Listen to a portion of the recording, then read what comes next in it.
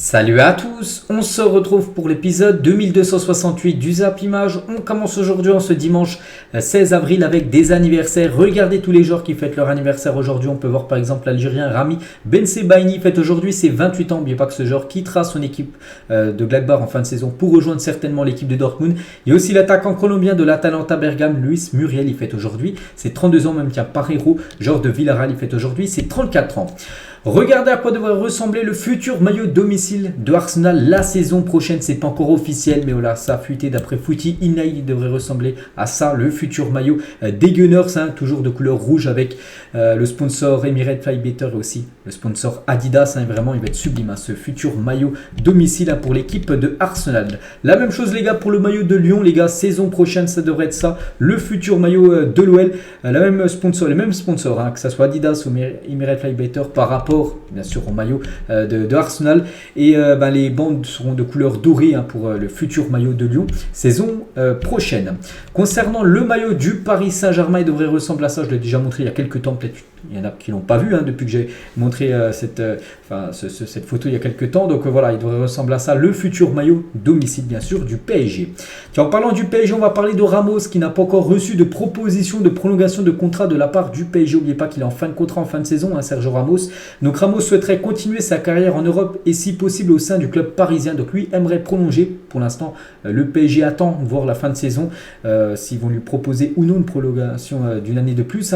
Donc les dirigeants n'ont pas encore pris de décision concernant son avenir. Donc voilà actuellement la situation de Sergio Ramos. Concernant Messi, dans le même cas que Ramos, il est en fin de contrat en fin de saison.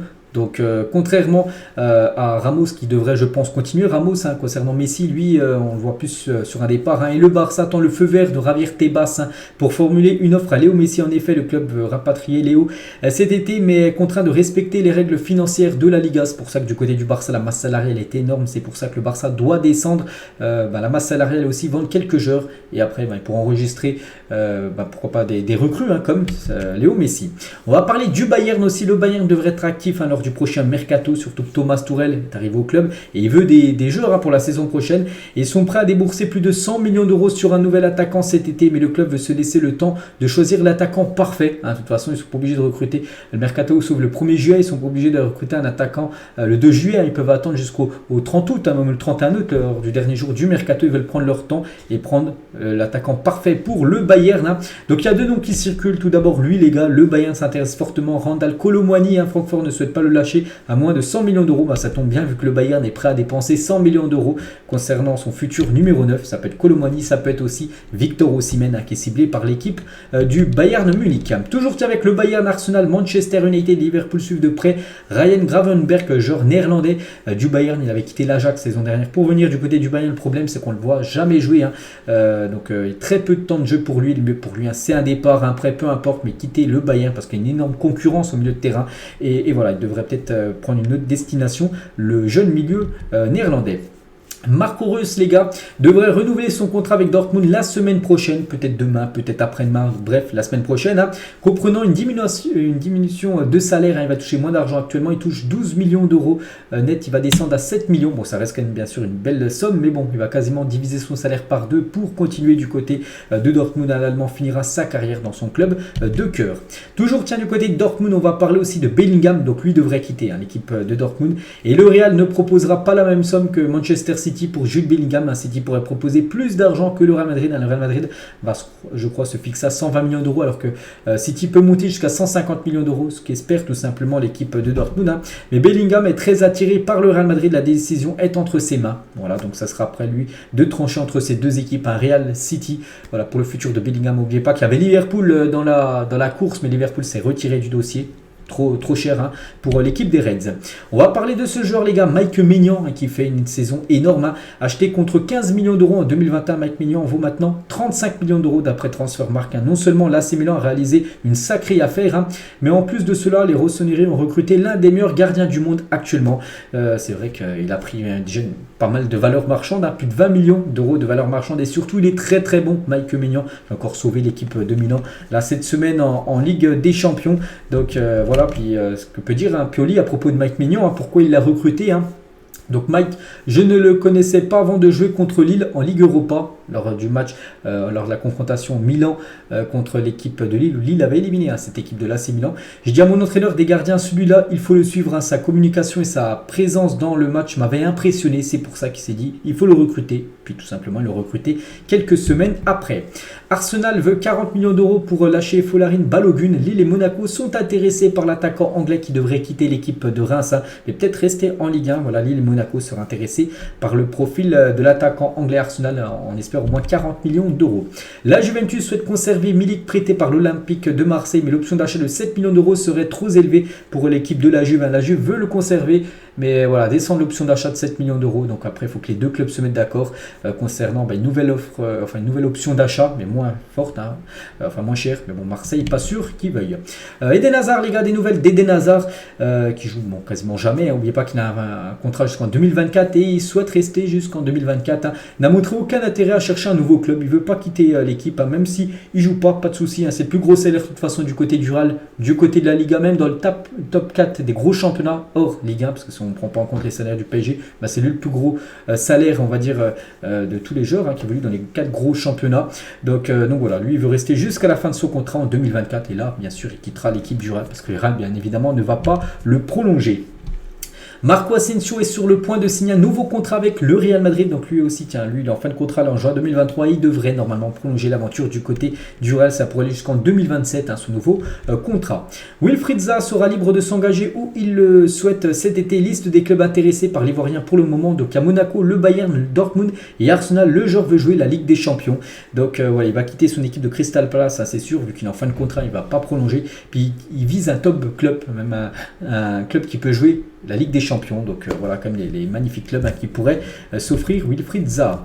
Concernant Ansu Fati, Tottenham aurait jeté son dévolu sur Ansu Fati. Le Barça serait ouvert à un départ si une offre de 100 millions d'euros se présentait. C'est quand même 100 millions d'euros pour Ansu Fati, je trouve quand même que c'est très très cher. Une telle offre ferait les affaires du Barça dans le cadre du fair play financier. Bien sûr, serait bienvenu de prendre 100 millions d'euros pour le Barça en vendant Fati. Le joueur privilégie toujours lui de rester à Barcelone. Lui préfère rester du côté du Barça, mais que ça soit son père, que ce soit son agent, Jorge Mendes, voilà, toutes les autres parties, eux, préfèrent qu'il quitte l'équipe du FC Barcelone. Donc on verra bien sûr ça sera quoi son futur l'été prochain. David De Gea a refusé la première offre de prolongation de contrat de Manchester United. Le joueur veut rester et les négociations se poursuivent. Le club souhaite cependant réduire son salaire parce qu'actuellement c'est l'un des plus gros salaires du côté de Manchester United. Et donc voilà, ils ne sont pas contre de le prolonger, mais il va falloir qu'il descende son salaire, le gardien espagnol. Depuis son transfert à Sunderland en deuxième division anglaise cet hiver, donc Isaac Liadji n'a disputé que 58 minutes, c'est très peu, soit 4 entrées en jeu. Donc voilà, c'est très moyen quand même son temps de jeu. Il joue maintenant Championship en deuxième division anglaise et joue quasiment jamais. Donc ça sent déjà le départ pour lui en fin de saison. Officiel légal, l'ancien joueur du Paris Saint-Germain, Néné, à 41 ans, toujours footballeur, Néné. Donc rejoint le club brésilien de la Juventude, donc une équipe de deuxième division brésilienne. Donc il joue quand même en seconde division à 41 ans. C'est pas mal quand même pour l'ancien Parisien. Donc on lui souhaite bonne chance dans sa nouvelle aventure. Officiel les gars, j'en avais parlé hier, c'était pas encore officiel. Je l'ai dit qu'il y avait un accord, tout ça, mais pour l'instant c'était pas encore acté, on va dire, ça y est, c'est signé. Sampoli s'est officiellement engagé avec Flamengo jusqu'en décembre 2024. Il y retrouve notamment Gerson qu'il a entraîné à Marseille. Gerson, on sait qu'il a quitté l'équipe de l'OM pour retourner à Flamengo. Voilà, il va retrouver Sampoli, son ancien coach. Maintenant, c'est le coach de cette équipe brésilienne. Toujours avec les coachs officiels, Jorge Almiron, un coach argentin de 51 ans, est le nouvel entraîneur de Boca Juniors. Le club est actuellement 12e au classement à 10 points de son rival River Plate qui est premier actuellement du championnat argentin. Toujours avec les coachs, les gars, Chelsea aurait initié des discussions avec l'entraîneur du Sporting Portugal, Ruben Amorim. Le club londonien continue d'étudier les différentes options. Donc il y a lui, les gars, Ruben Amorim, il y a Nagelsmann, il y a Luis Enrique. Voilà, ça devrait se jouer entre un des trois là, peut-être pour le poste d'entraîneur de Chelsea. N'oubliez pas que ça sera l'été prochain, parce qu'actuellement c'est Lampard. Lampard va finir la saison là, avec Chelsea. Puis l'été prochain, bien sûr, il y aura un nouveau coach du côté des Blues. En parlant d'un coach, les gars, Vincent Kompany est considéré par Daniel Levy. Daniel Levy, les gars, c'est le président de Tottenham, comme un candidat idéal pour le poste d'entraîneur des Spurs. N'oubliez pas que Conte a été licencié. Tottenham établit une liste de noms incluant donc Nagelsmann, Luis Enrique, Rodgers, Arne Slot et Maurizio Pochettino et aussi compagnie, les gars. Compagnie, l'entraîneur de Burnley. Après, je pense qu'il va vouloir continuer avec son équipe, hein, surtout que Burnley, j'avais parlé la semaine dernière, il monte en première ligue. Hein. Il fait monter cette équipe en première ligue, donc je pense qu'il va rester dans son équipe de Burnley pour jouer à la première ligue saison prochaine. Toujours avec les coachs, Nicolas Rabuel n'est plus l'entraîneur de Valenciennes, c'est officiel. Le club en danger de relégation a annoncé que c'est Ahmed Kontari qui prendra pour le moment la relève, hein, du côté de Valenciennes. Toujours avec les infos mercato en fin de contrat en juin prochain, Matheus Uribe, donc c'est un joueur colombien, refusé une offre de l'Olympique de Marseille qui voulait le recruter. Il a dit non, car pas intéressé à l'idée de jouer en Ligue 1, il ne veut pas jouer dans le championnat français. Je pense que c'est un championnat bas de gamme, on peut dire. Hein. Après, voilà, c'est pour ça peut-être qu'il n'a pas voulu venir. Bref, d'autres clubs vont s'aligner pour tenter de signer le milieu de Porto. Mais voilà, ce ne sera pas une équipe de Ligue 1 parce qu'il refuse de jouer en Ligue 1. Leandro Paredes devrait retourner au Paris Saint-Germain en fin de saison après une altercation avec Allegri au sujet de son temps de jeu très limité. Hein. C'est vrai que le joueur n'a été titularisé que 4 fois depuis son retour de la Coupe du Monde qu'il a remporté avec l'Argentine. A joué seulement 4 fois titulaire dans les 11 de la Juventus. Pourtant, il y a eu plus de 25 matchs à peu près depuis la reprise des matchs depuis la Coupe du Monde. Donc voilà, de toute façon, il ne sera pas conservé par la Juve, donc il retournera à Paris parce qu'il appartient au PSG, le joueur Paredes. Newcastle, les gars, a pris contact avec Declan Rice, entrant ainsi dans la course pour le milieu de terrain anglais. Hein. Arsenal et Manchester sont également attentifs à la situation du jeune joueur de West Ham. On va parler de Wissam Ben Yedder, les gars, a été condamné à 6 mois et 1 jour de prison avec sursis et une amende de 133 000 euros pour fraude fiscale lorsqu'il jouait au FC Séville à l'époque. Hein, le joueur de l'AS Monaco échappe à la prison ferme. Voilà, ce sera du sursis, mais surtout une grosse amende, hein, on va dire 133 800 euros d'amende pour Wissam Ben Yedder. Des nouvelles, les gars, de Jackson Martinez, ancien joueur de l'Atlético ou même du côté de Porto. Donc avec le FC Porto, lors de la saison 2014-2015, il avait marqué quand même 32 buts et 7 passes D. Hein. La saison d'après, il était vendu pour plus de 35 millions d'euros à l'équipe de l'Atlético. Et 8 ans plus tard, Martinez ne joue plus au foot. Là. Il ne joue plus au foot, c'est fini pour lui. Et se consacre à une carrière d'artiste dans le hip-hop chrétien en Colombie. Voilà des nouvelles, les gars, de Jackson Martinez, ancien joueur de l'Atlético Madrid. On va parler cette fois-ci des 10 effectifs les plus chers au monde. On commence avec la 10e et la 9e place. 10e, les gars. Donc le Barça et Tottenham sont respectivement 9e et 10e effectifs les plus chers du monde. Donc voilà, Tottenham, ça coûte 680 millions d'euros si on cumule toute la valeur des joueurs. Le joueur le plus cher, hein, je pense, c'est bien sûr Harry Kane. Du côté du Barça, 767 millions d'euros. La valeur des joueurs plus chers, je pense que ça doit être Pedri, je pense. Pedri ou Gavi. On passe la 7e et 8e position. C'est 793 millions d'euros pour l'équipe de Manchester. Je pense que le joueur le plus cher actuellement, ça doit être Rashford. Hein. Du côté du Real Madrid, c'est 861 millions d'euros. Vous avez vu, on augmente à chaque fois. C'est 680, 767, 796, 861. Donc le plus cher du côté du Real Madrid, hein, je pense que ça doit être Vini Junior. Hein.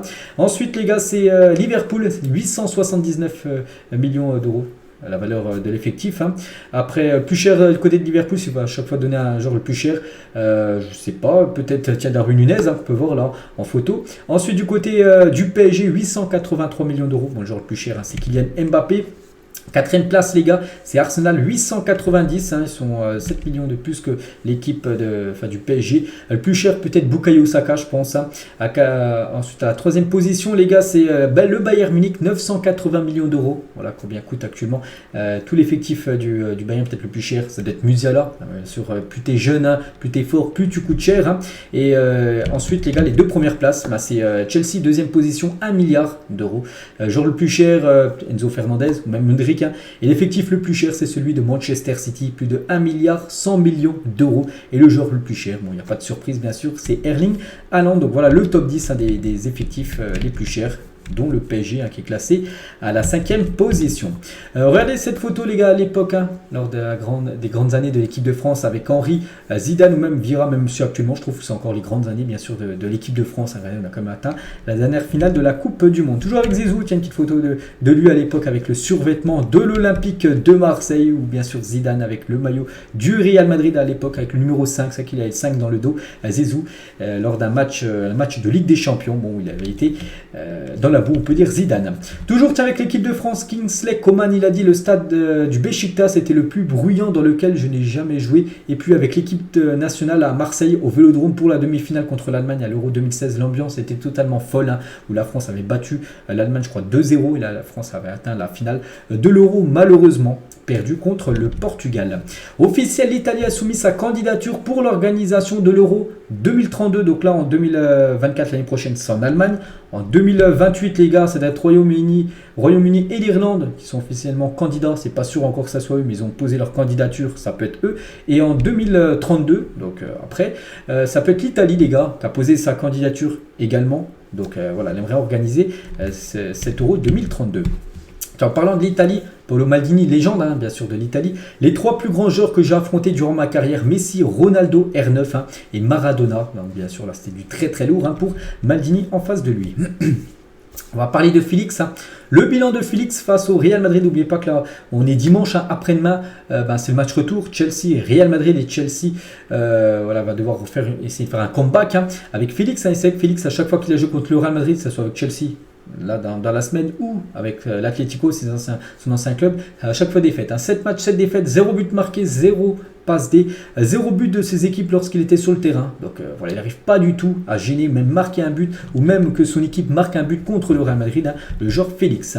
Officiel, 6 équipes de Première Ligue s'affrontent en juillet lors d'un tournoi de pré-saison aux États-Unis. Donc il y aura Aston Villa, Brentford, Brighton, Chelsea, Fulham et Newcastle. Ça fera bien sûr un petit tournoi de pré-saison hein, du côté des États-Unis.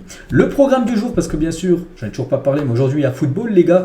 On est dimanche, hein, dimanche 16, puis regardez les affiches. Donc Union Berlin-Bochum en Bundesliga 17h30, en Première Ligue West Ham contre Arsenal, Nottingham, Manchester United. En Liga, on peut voir que le Barça joue cet après-midi contre Retafe.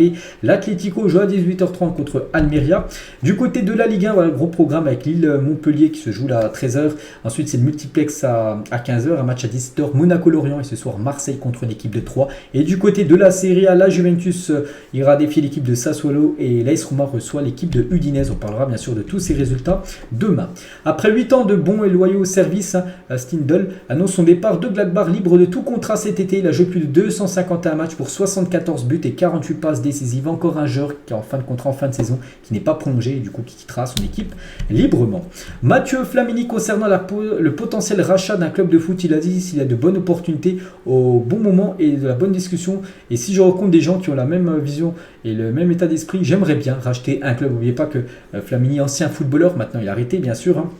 Mais c'est quelqu'un qui a investi tout son argent de football dans des sociétés, tout ça. Puis il est, je ne suis peut-être milliardaire, mais il a beaucoup d'argent, vraiment énormément d'argent à Flamini. Puis il aimerait tout simplement racheter une équipe. Samir Nasri, les gars, quand j'étais petit, hein, j'étais blond et j'avais une tête de français de 4 à 6 ans. Je m'appelais Alexandre Maras. Hein. J'étais sous fausse licence. J'avais pas l'âge pour jouer et avoir ma première licence. C'était à 6 ans qu'on pouvait jouer. Donc voilà une petite info. C'est quand il a été interviewé avec Zach Nani. Hein. On a parlé là il y a quelques jours. Daniel Vez, des nouvelles de Daniel Vez, les gars, qui devrait rejouer au football lors d'un championnat interprison. Détenu depuis plus de 3 mois à Barcelone. Hein, pour une accusation d'agression sexuelle, sa prison pourrait être sélectionnée pour participer au tournoi. Et bien sûr, si sa prison va jouer un tournoi, il sera bien évidemment convoqué hein, parmi l'équipe de sa prison. Donc voilà des nouvelles de Daniel Vez, hein, toujours en prison. C'est vrai que ça fait plus de 3 mois bien sûr depuis le début d'année. Roger Federer, les gars, tennisman que tout le monde connaît, à propos de Léo Messi, il a dit: ce qui me frappe chez Messi, 35 ans, c'est la constance de sa grandeur depuis tant d'années. Il dribble comme un magicien et ses passes sont des œuvres d'art. Son sens de l'observation et de l'anticipation dépasse presque l'entendement. La victoire de l'Argentine aux Coupes du Monde a été magnifique. Même ceux qui ne suivent pas le football ont dû se rendre compte de l'impact réel du sport le plus populaire au monde, bien sûr le football. Hein. Aujourd'hui, Messi peut inspirer les générations futures. Je ne peux qu'espérer que nous aurons l'occasion de voir sa créativité et son sens artistique unique pendant encore un peu de temps. Ne clignez pas trop souvent des yeux lorsque Messi se produit sur le terrain. Vous pourriez manquer quelque chose d'incroyable. Hein. Donc il a dit ça au magazine Time. Hein. Federer, voilà le magnifique message quand même par rapport, même s'il joue pas au football, Federer, bien sûr il suit un peu le foot. En plus c'est un grand fan de football. Et voilà, magnifique message par rapport à la magnifique carrière de Léo Messi. Un journaliste, il a posé à Kamavinga les joueurs que tu as préféré voir jouer en grandissant. Donc il a dit Zidane, Pogba, Rames Rodriguez et Yann M'Vila, ancien joueur par exemple de Rennes. Hein. Donc voilà, les joueurs qu'il a suivis énormément quand il était beaucoup plus jeune, même s'il est encore très jeune, hein, il a seulement 20 ans, Kamavinga. Laurent Blanc au sujet de Christophe Galtier. Hein.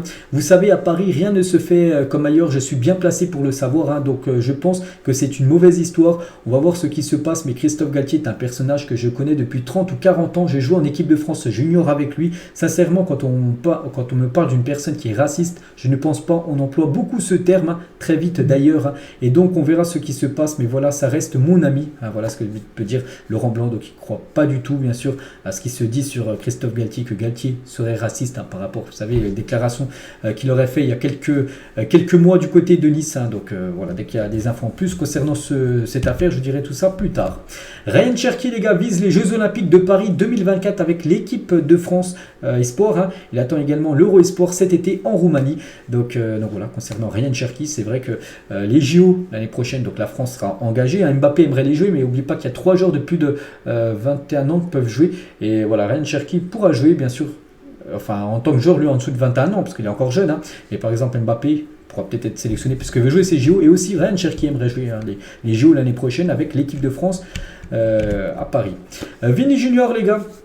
Le meilleur défenseur que j'ai jamais affronté, c'est Araujo. Il est très très fort et très bon. Et c'est pourquoi il joue pour le Barça. C'est qu'il y a eu souvent des duels lors des Classicos. Il y avait un match dans le match entre Vini et bien sûr Araujo. Araujo était positionné exprès défenseur droit pour être dans le couloir de Vini Junior qui joue ailier gauche. En parlant toujours d'Araujo, qui devrait figurer bien sûr parmi l'équipe du Barça saison prochaine. Regardez avec quelques recrues les gars. Avec par exemple Amrabat, hein, qui est un joueur ciblé du côté de Barça. Ça peut être aussi Gundogan et aussi Messi les gars. Ça peut ressembler à ça. Le futur potentiel 11 du Barça saison prochaine. Bon, on sait qu'il manque des joueurs comme Gavi. Hein. Voilà, Lewandowski, Dembélé devant avec Messi, ça peut être très très lourd. Hein. L'attaque Blaugrana saison prochaine.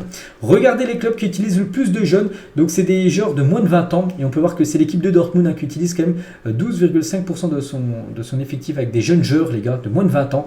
Bellingham, il y en a plein d'autres, hein, comme Youssoupha Moukoko, que j'ai en tête.